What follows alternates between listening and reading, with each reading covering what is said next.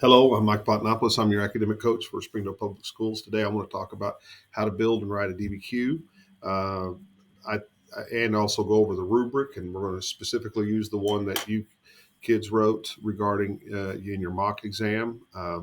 And I just want to kind of share with you some of the things that I've learned over the years um, regarding that and the skills there. And you can kind of have a framework for every DBQ that you make. Um, and again, some people think, well, I'm being limited, or I don't want to get into a formulaic writing style and things of that nature. But I like to think of it as though a framework. Every car has kind of a similar framework. They got four tires and a steering wheel and an engine and a drivetrain, but they look different. You got a million different looking cars out there, but they have the same framework. So let's kind of operate off of that same framework as well. And so that's what this little video is going to be about. And this works in conjunction with the video that I already sent out regarding the DBQ and the document analysis. We're just going to build off of that. And later on, maybe I'll write an actual response to the DBQ in my own handwriting, and then I'll share that with you, and then we can go through that point by point, and kind of that'll be the culminating moment here. So let's get into the rubric itself. You can score 0 to 7 on this thing called the DBQ. 1 point for thesis, and I misspelled that. Let's get that fixed up. 1 point for contextualization, and then 3 points for evidence. That is to say, you get a point for using 3 docs, you get another point for using 6 documents, and then you get another point for evidence beyond the document. Um, let's just stop right here. So this is where a lot of students will miss a point because they already had it in their mind. They were only going to use 6 documents, and they weren't going to use the 7 that it comes with. And so they then go to use those 6 documents, but they misinterpret a document, or they just don't use evidence from it very effectively. And so they think they've done 6, but they haven't done 6. And so there's students that think, well, I should have scored at least a 4, I think, and come to find out they scored 3 because they got a point for a thesis or a point for contextualization, and then they got a point for just using 3 documents, and that's it. And that's the thing that I really want to stress here. If you get done with the DBQ in your own handwriting and you're done in just a couple of pages and you've worn it out, so to speak, and you've done it all in just 2 pages, you might want to think again.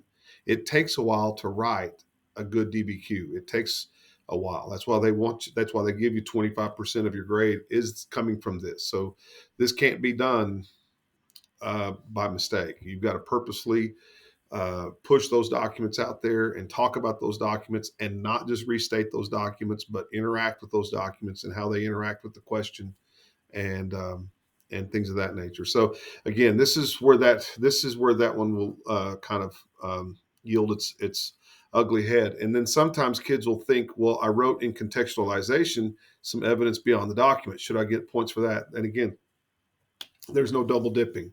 So at some other point, you got to talk about evidence beyond the document again. And here's the caveat: that's relevant to the prompt. And that's where kids, they think, well, I dropped a little history nugget here, I dropped a history nugget there. But again, you've got to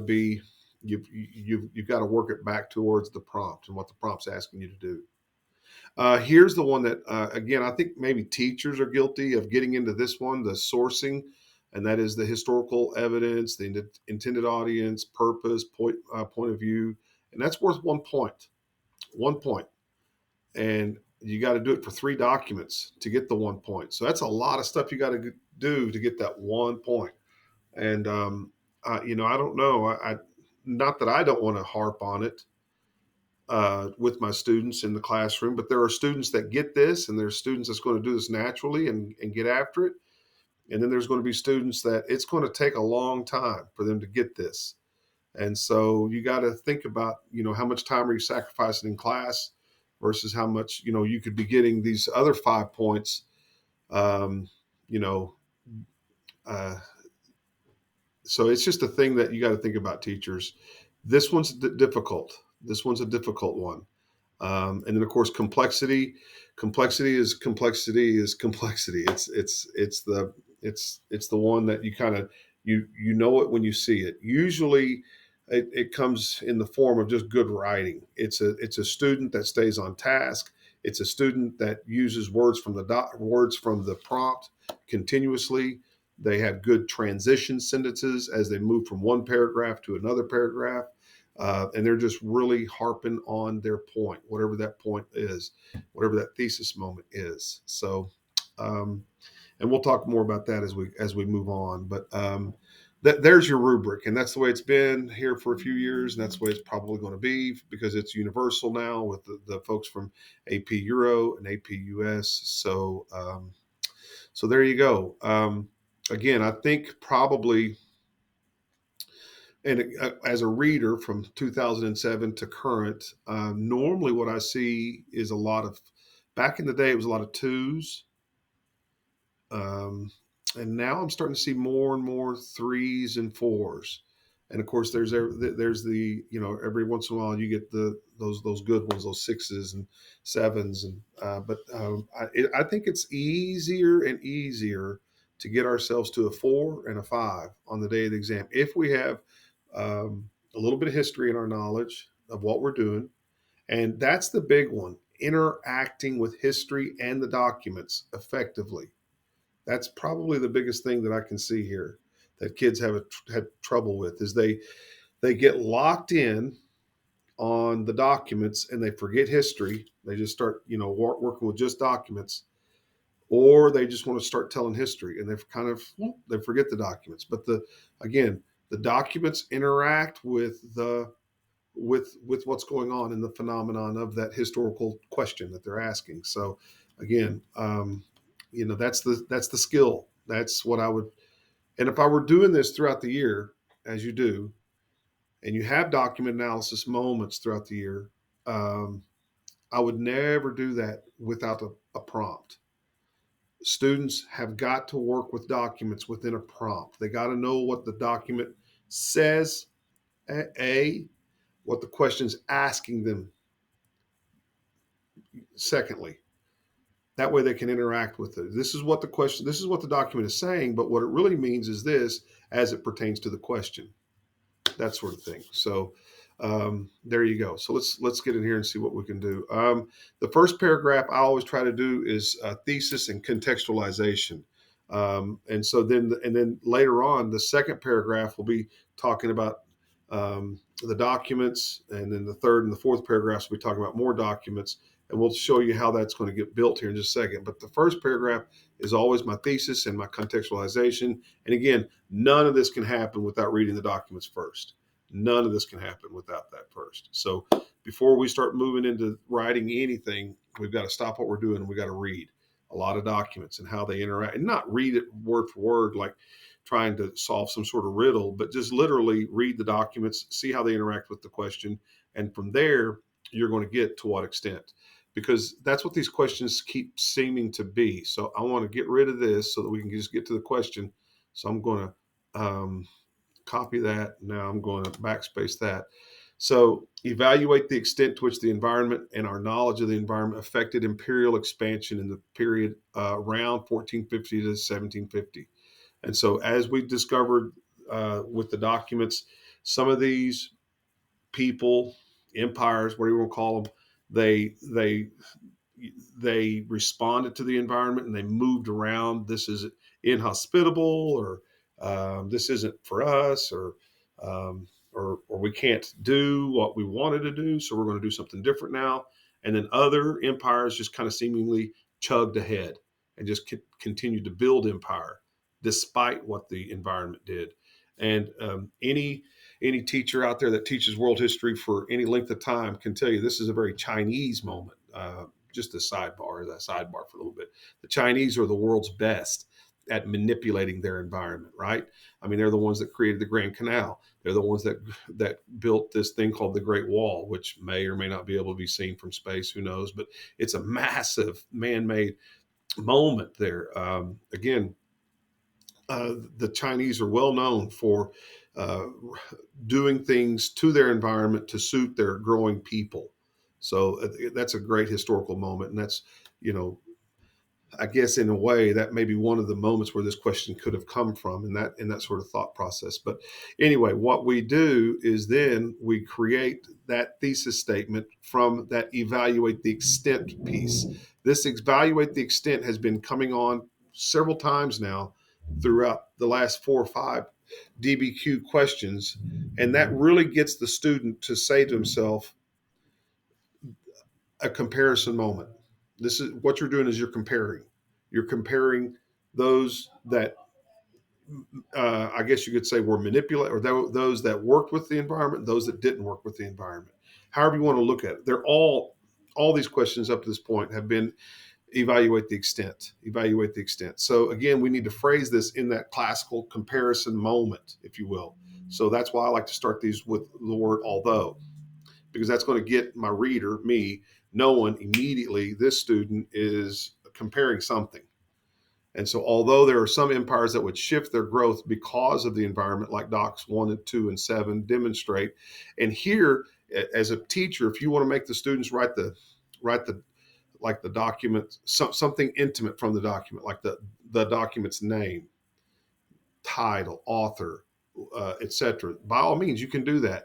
But for me, on the day of the reading, when a reader's fixing to read 1,000 essays in a week, I want this reader to know that I'm fixing to use document 1, 2, blah, and then documents, duh, duh, duh, duh. I don't want this person having to go look for anything or cross, you know, I want the reader, the writer, the student sitting wherever they are, I want to rub their nose in what I'm doing. I don't want to come off as um, uh, trying to be aloof or hiding information.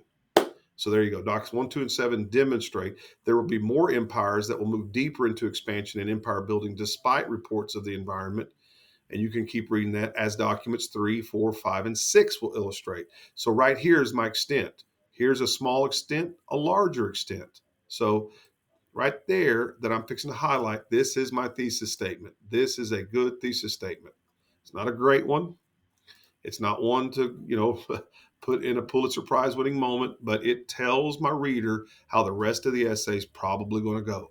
Probably going to see a paragraph about documents 1, 2, and 7, and then I'm probably going to see another paragraph or two about documents 3 and 4 and 5 and 6. There goes the framework. This is how it's going to go. Now I'm going to get into contextualization to put this imperial expansion from 1450 to 1750 into context. Again, nothing more than words from the prompt. That's all that is. And then if you've read the documents, you can see that Spain, Portugal, and Ottomans, whatever they were doing, that's you're picking on the ones that are in the documents, but what were they doing before the documents? There you go. That's what this is. That's what context is. How did we get here? Why are we here? That's what the people at the College Board are trying to get students to do is come up with a moment here that says, some sort of historical phenomenon that put us here. Okay. And so I will put the rest of this and highlight that in some form of, I don't know, this was ugly and I apologize for that, but there you go. Now that's contextualization. Now you've got 2 points. You've made 2 points. Boom, boom. You've got one paragraph. You've read all the documents, you've sorted them, and now you've come up with maybe why this is happening, and you've got a good thesis and you got context. You got 2 points. They can't go away. You could sit there and write about Humpty Dumpty for the rest of this time. You're still getting 2 points. Okay? Okay. So um, and again, I'm not going to sit here and read that, but you can read that and you can see what we're doing here. But that's context. Notice none of it is evidence beyond the doc. None of it will be counted for evidence beyond the doc. You can't double dip here. So now in the body paragraph, I've got to come up with some other outside forms of history that deal with that prompt that maybe not be specifically dealing with a document. So now you can start to see why that's kind of a pesky little point to get. But again, teachers out there, listen to me. I'm telling you right now, 5 is a great AP World History DBQ score. If you can sort the docs in an argument of an extent come up with why we're here, and then start talking about all those documents and how they fit that thesis and that prompt, because now thesis and prompt are acting one and the same. And then come up with another piece of historical evidence that's relevant and that can fit that prompt or fit that thesis. I'm telling you, you've made a 5. Now you've made a 5. And if you've got those kids that can get nuance, that can understand point of view, that can understand the historical significance behind a document, as it, okay, now that's that kid that's going to get the 6. And if they can write with some clarity and some transitional sentences, here comes your complexity, if you will. And so anyway, moving on. Paragraph 2 is going to be, this is what we'll talk about if you have less of. So less of is going to be documents 2 and 7, 1, 2, and 7. So I like to use those F words to introduce any paragraph. First off, furthermore, finally, those types of things. And of course, once you use those words, now you'll get more comfortable with start saying things like to begin with, to continue, and things. This is showing, instead of just, this is when you know kids are on the wrong path, and this happens. And I'll give you an example. We'll copy that backspace. Here's Doc 1 says, and then they start going into it. That's when you know kids are, you're fixing to read a real simple oriented DBQ, because documents can't say anything. It's an inanimate object. It just sits there. So it would be nice if they had more action verbs like suggest, illustrates, demonstrates, things like that. And again, your beginning sentence of any paragraph is kind of a thesis to that paragraph, to what's going to happen for the rest of that paragraph. So again, I wouldn't start off with a document. I would start off with what that paragraph's going to show using those documents. And so that's why we start off the way we start off. First off, and we always love to indent. That shows someone out there that's reading what you're doing, that what you're doing is you've had some training, you've moved in, you've new idea, new paragraph. First off, there were those new nations who were looking for trade routes and stop their religious enemies and maybe put a growing population later on, thus being influenced by environment. This is demonstrated by documents 1, 2, and 7. And then here I get into it. Menezes, Doc 1, illustrates a desire to leave. Notice how I name the author, and then I put in parentheses Doc 1. And again, this is for my readers' benefit so that they know that I'm using the documents. Illustrates a desire to leave the desolate land of North Africa. You know what that is? That's evidence, because that's exactly what he does. Now I don't need to talk about evidence anymore from that document. Now I can talk about how this document interacts more with the thesis or with the question. And so I can get into Prince Henry the Navigator. He's probably writing this letter to share with Prince Henry the Navigator, who was building maps and helping sailors who were trying to navigate a world they didn't know. And that's exactly what they were doing. They were probably doing this so that they could be better at stopping the Muslims from growing. They probably did this because of Mansa Musa, because they knew Mansa Musa was one who 100 years earlier was down in the Sahara of Africa, North Africa, etc., spreading so much gold through his Hajj as he was moving his way to Mecca that he devalued the price of gold.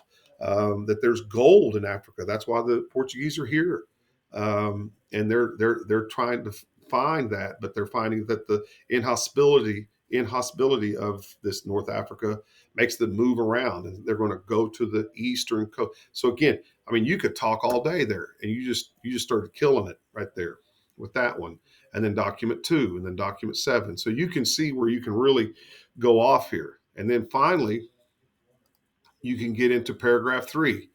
And here in paragraph 3, you would say that you're talking about documents 3 and 4 only, because I'm going to probably speak about documents 5 and 6 in the last paragraph. And here I would probably, however, see, I'm changing around. However, also I like to indent 1, 2, 3, 4, 5. However, some nations unlike Portugal and others, moved forward in empire building no matter what the environment said. I'm being or did